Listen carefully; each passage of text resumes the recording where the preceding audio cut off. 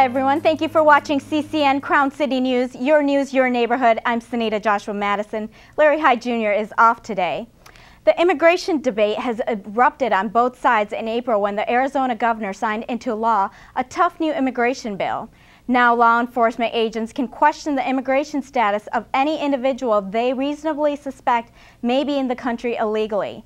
Those for the bill say the state was forced to take charge because the federal government failed to enforce that illegal immigration is hurting their state.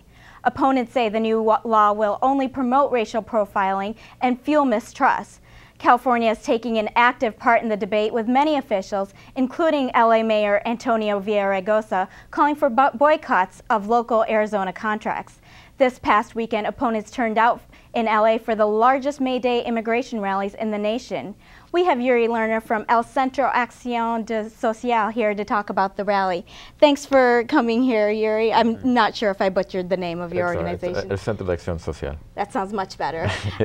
So tell me, I know in the law it specifically says that they no to racial profiling, that they're going to train their officers to, follow the law and not racially profile. What do you say about that?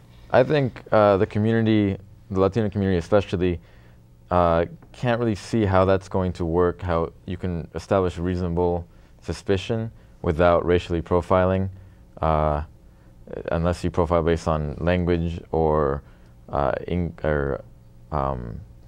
well, basically just race. There's no other clear way in order to enforce this law other than what seems to be racial profiling. Okay.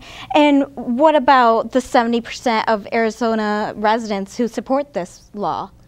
I think they support the law because it's the only action they've seen from either the federal or the state government to address an issue that's important to them. I think if a law was made that wasn't as strict, instead of this law, they would have supported that as well. What kinds of things would you have, maybe been able to give a little bit on? I would support the restrictions on hiring undocumented immigrants, because that usually leads to them being exploited as well, and that would be a softer push and incentive towards legalization rather than this law, which tries to make conditions in Arizona so unbearable that they self-deport. Okay. And what about a lot of residents? I mean, partly this law was put into effect because the state felt they didn't have any other way to go to be able to enforce their laws. And many people feeling that, illegals were, there were a lot of killings with illegals, obviously with the drug wars and things like that, that this was the only step they had left. Well, I think that's a confusion of undocumented immigrants who come here to work and to live and to be with their families with criminals and people who smuggle both immigrants and drugs over the border. Those kinds of people are already involved in criminal activities and are more likely the cause behind the violence on the borders that we've seen. And I don't think this law is really going to stop that. Okay. And what did you think about the turnout? I know this was the largest rally in the country, but I know in '06 the numbers were a lot greater. So what did you think of the turnout? I think it was incredibly impressive. I've never seen that many people in one place. And I think it's what can be expected. The law was passed only a week before the rallies were already planned.